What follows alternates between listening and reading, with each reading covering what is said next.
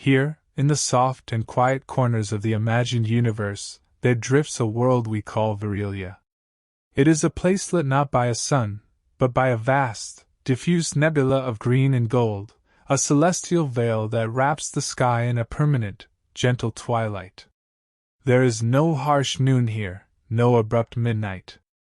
There is only a slow, rhythmic breath of light, waxing to a soft emerald dawn, and waning to a deep sapphire dusk, a cycle that lasts for many of our days. The air itself feels ancient. It is thick, humid, and carries the deep, sweet scent of moss and damp earth, with a faint, clean trace of ozone from the silent energies that play in the upper atmosphere. To stand on Virelia is to stand in a cathedral of endless forest. The world is dominated by a single, planet-spanning canopy, a living roof of such immense scale that the trees themselves defy our understanding of biology. These are the sunleaf trees, and their trunks are the width of mountains, their bark like a 1,000-year-old riverbed, scarred and channeled by time. They climb so high that their upper leaves, a pale, translucent gold, are never seen from the ground. They simply vanish into the green-gold mist above. This is a world of two distinct layers: the overcanopy, a place of filtered light and wind, and the underlight, the vast, quiet kingdom that exists on the forest floor far, far below. Our journey begins in the underlight, for this is where the heart of Virelia truly beats. The ground here is not soil, but a carpet of what explorers have named glimmer moss. It is a deep, plush biome, soft as velvet, and it glows with a gentle, pale blue luminescence. Every step taken here is silent, muffled by the moss, and every footfall leaves a brief, shimmering print that fades in moments. The only sound is the slow, patient drip of water, falling from the distant canopy miles above, a journey that takes weeks. The water arrives as a fine mist, gathering on the broad leaves of the undergrowth and tracing slow, silver paths down to the moss. And then there is the light. The defining feature of the underlight is the lightfall. From the unseen overcanopy, a continuous, silent cascade of bioluminescent spores drifts down, like a gentle, unending snowfall. These spores, the spore motes, are the true sun of this world. They are the size of a thumbprint, glowing with a warm, golden light, and they move with an impossibly slow, meandering grace, as if suspended in oil. They collect on every surface, clinging to the heavy, drooping ferns, gathering in the cups of fungi, and floating, like tiny lanterns, on the surface of the rivers. The air is thick with them, a soft, glittering medium that makes the world feel like a waking dream. The rivers of Virelia do not rush. They are known as river glass, for they are slow, thick, and extraordinarily clear, flowing with a heavy, viscous water rich in minerals. They move with a quiet, patient purpose, carving deep, winding channels through the mosslands. The river glass is warm to the touch, and where it flows, the glimmer moss at its banks glows with a brighter, silvery light. There are no loud noises in the underlight. The thick, damp air and the endless moss absorb all sound. There are no birds to sing, no insects to buzz. Instead, there is a deep, pervasive hum. A vibration, felt more than heard, that seems to emanate from the great trees themselves, a slow, resonant bass note that is the planet's own voice. Life here has adapted to the quiet and the dark. On the banks of the river glass you might see, if you are patient, the slow, deliberate movement of a stone sleeper. These are large, gentle creatures, herbivores that move with geological slowness. Their hides are thick, pebbled, and covered in the same glimmer moss as the forest floor, making them almost invisible when they are still. They spend most of their lives in a state of quiet contemplation, grazing on the phosphorescent fungi that grow in dense, pearlescent clusters at the base of the great trunks. Their eyes are large, liquid, and reflect the light fall like polished obsidian. They make no sound, save for the soft, rhythmic sigh of their breathing. Higher up, in the twisting, ancient branches of the undergrowth, live the whisper moths. They are enormous, with wingspans of several feet, but their wings are not made of membrane. They are made of a substance that resembles spun glass and dried leaves, and they make no sound as they fly. They are drawn to the spore motes, and in the deep dusk, one can sometimes see a silent gathering of them, their pale, ghostly forms drifting through the glittering air as they sip nectar from the luminous, moon-pale flowers that bloom only in the deepest part of the forest. But the underlight is not just a place of quiet fauna. It is home to an intelligent, and perhaps the most patient, civilization we have yet encountered, the kith. The kith are small, slender beings, standing no more than 4 feet tall. Their skin is pale, the color of smooth river stone, and entirely hairless. Their most prominent feature is their eyes, impossibly large, dark, and deep, adapted to see in the dim, golden light of the spores. They are built for silence. Their feet are broad, soft, and padded, allowing them to walk on the glimmer moss without making a sound. They live in small, communal settlements, not built on the land, but within it. They find the fallen trunks of ancient trees, petrified by the mineral-rich water over millennia, and carve their homes inside. These heartwood hollows are works of remarkable, patient artistry. The kith do not chisel or hammer, they smooth the petrified wood, using fine river sand and water, over generations, until the interiors are polished to a mirror-like sheen that reflects the soft, ambient light of the forest. Their society is one of profound quiet. They have no spoken language, as we would understand it. The hushed environment makes such communication impractical. Instead, they communicate through a complex language of slow, deliberate hand gestures, and most remarkably, through a form of contact telepathy. They will gently press the palms of their hands together, or touch their foreheads, sharing thoughts and emotions in a silent, direct flow of understanding. A kith settlement is a picture of serene, communal industry. They are gatherers.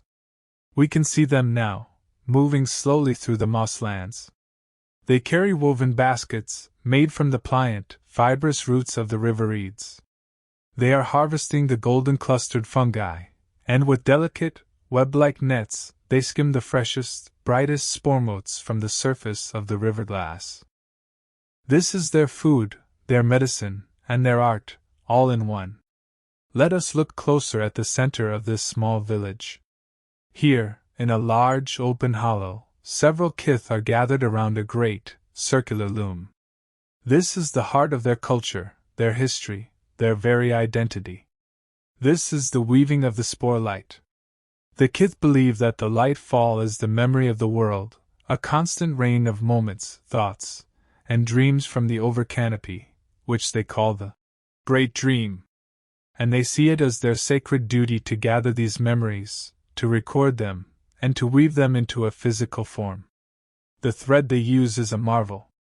It is spun from the silk of the whisper moths, which the kith gather gently from the empty cocoons, a thread thinner than a hair, yet stronger than steel, and with a faint luminescence of its own.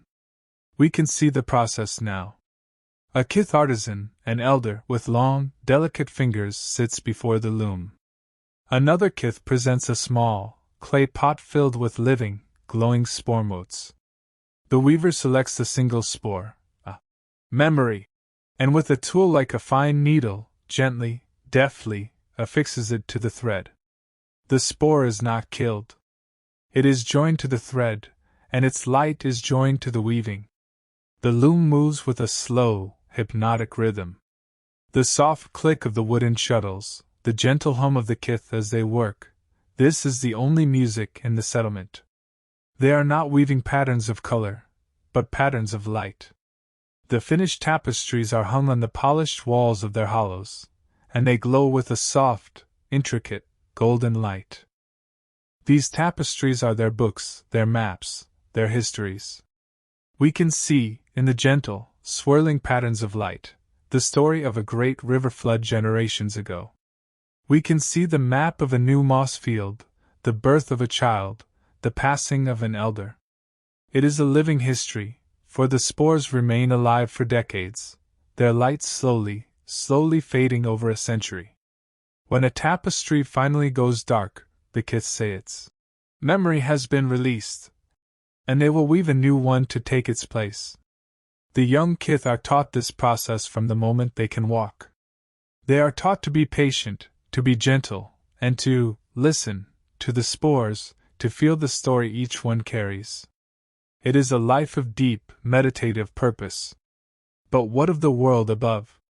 What of the overcanopy, the source of the light fall, the great dream of the kith? To reach the overcanopy, one must travel not just up, but through the second great layer of Virelia, the trunklands. This is the space, miles high, of the great, ancient tree trunks. Here, the world is vertical. The glimmer moss gives way to vast, cascading curtains of vines and root systems. The air here is different. It is cooler, and the wind, absent on the floor, moves sluggishly, creating a slow, deep rustle as it passes through the hanging foliage. This is the most desolate and quiet part of Virelia, a world of bark and shadow, lit only by the faint, distant blue of the glimmer moss below and the faint, distant green of the canopy above. And it is here, if one is silent, that one might glimpse the rarest and most enigmatic of Virelia's inhabitants. The canopy striders. If the kith are the listeners and recorders of the world, the striders are its silent gardeners. They are impossibly tall, slender beings, appearing to be made of polished, dark wood and living vine. They have 6 long, delicate limbs, which allow them to move with a slow, graceful, spider-like agility across the vertical trunks. They have no faces, as we would recognize them, just a smooth, featureless head that tilts, as if listening to a sound we cannot hear. They are rarely seen, and the kith revere them as sacred, as shepherds of the dream. Their task, it seems, is the tending of the great trees. We can observe one now high above, moving across a flaw in the bark, a place where the tree has been scarred. The strider moves with deliberation, its long fingers gently clearing away dead foliage, and then, from a pouch at its side, it seems to apply a paste, a poultice of river clay and crushed spores. It is healing the tree. They communicate not with gestures, but with sound. From deep within their bodies, they produce a soft, resonant, chiming noise like a crystal glass being struck. This is not a song, but a form of echolocation, a way to map the vast, vertical world around them, and to speak to one another across the miles of empty, vertical space. This sound, faint and melodic, will sometimes drift down to the forest floor, and when the kith hear it, they pause their work, and bow their heads in respect, listening to the voice of the dream. It is the striders who tend to the flowers that produce the spore motes, ensuring the light fall continues, ensuring the cycle of memory and life flows down to the world below. And finally, at the very top, is the over-canopy itself. It is a world few, even the kith, have ever seen. To break through the final layer of leaves is to enter a place of breathtaking, alien beauty.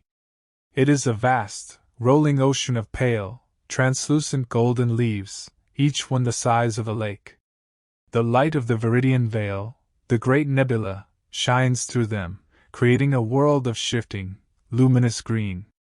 The air is thin here, and cold, and the wind blows constantly, not as a gust, but as a steady, powerful river of air, making the great leaves ripple and sigh. The sound is like an endless, distant ocean. The sky rivers of mist flow here, moving between the great boles of the trees. And here, the source of the light fall is revealed. Vast, moon-pale flowers, miles wide, bloom from the upper branches. And in their center, the golden spores are born, held for a time, before the great winds lift them and begin their long, slow, gentle journey down to the world of the underlight. The first explorer to document Virelia, in the logs of the ship the quiet pilgrim, was a lair of ants. Her chronicles, long thought to be fantasy, spoke of this world with a sense of profound peace. She wrote, in her final entry, "I have been on the forest floor for 3 months. The kith have accepted my presence. They taught me to be quiet, and in the quiet, I learned to listen. This world has no edges. It does not demand, it does not rush. It simply is. The lightfall continues, and I find I am content to watch it.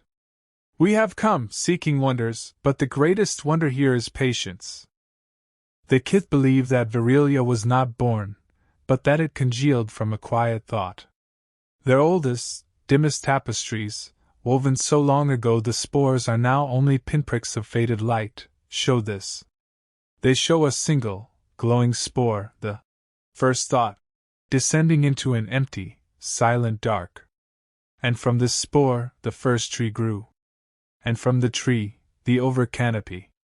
And from the canopy, the kith and the striders. They believe the universe is a mind, and that the light fall is its gentle, meandering dream. To be alive is to be a part of this dream, and to weave the spores is to honor it. It is a philosophy that has shaped a civilization devoid of conflict, of ambition, or of haste. Their only desire is to maintain the balance, to listen, and to remember. Their lives are long, far longer than our own, and they measure their age not in years, but in the tapestries they have helped to weave. As the green-gold light of the nebula outside begins its slow, imperceptible shift toward the sapphire dusk, the underlight takes on a warmer, deeper glow. The spore motes seem to pulse with a softer light. The stone sleepers settle into the moss, closing their great, dark eyes. The whisper moths descend to the rivers, their forms like pale smoke on the water. In the heartwood hollows, the kith gather for their final work. The looms are quieted. The day's harvest of spores is stored in cool, damp clay. The families press their palms together, sharing the small, quiet moments of their day. They will not sleep as we do, but enter a state of lowered consciousness, a communal quiet, their minds drifting with the slow, golden current of the light fall. The deep hum of the great trees continues, the planets pulse, a steady, reassuring rhythm in the soft dark. The wind sighs, miles above, a sound too distant to be heard, but its effects are seen, as a fresh cascade of spores begins its long fall, tiny new memories, joining the endless, silent story. We pull back now, from the glowing hollows of the kith, past the dark, silent forms of the stone sleepers, up through the vast, vertical world of the trunklands, where the canopy striders rest still as the wood they resemble, up through the rustling, endless sea of the over canopy, until we are above it all, looking down on a world wrapped in a soft, green mist. A world of patience. A world of quiet. A world of dreams. Here, in the heart of Virelia, the night does not fall. It simply deepens. The light does not die. It simply rests. And the story, written in slow, falling gold, continues forever, in the quiet. And as the last spores drift, and the great, deep hum of the forest holds the world in its embrace, there is only the quiet, and the moss, and the slow, patient breath of a world at peace. A good place, perhaps, to rest. A good place to close your eyes.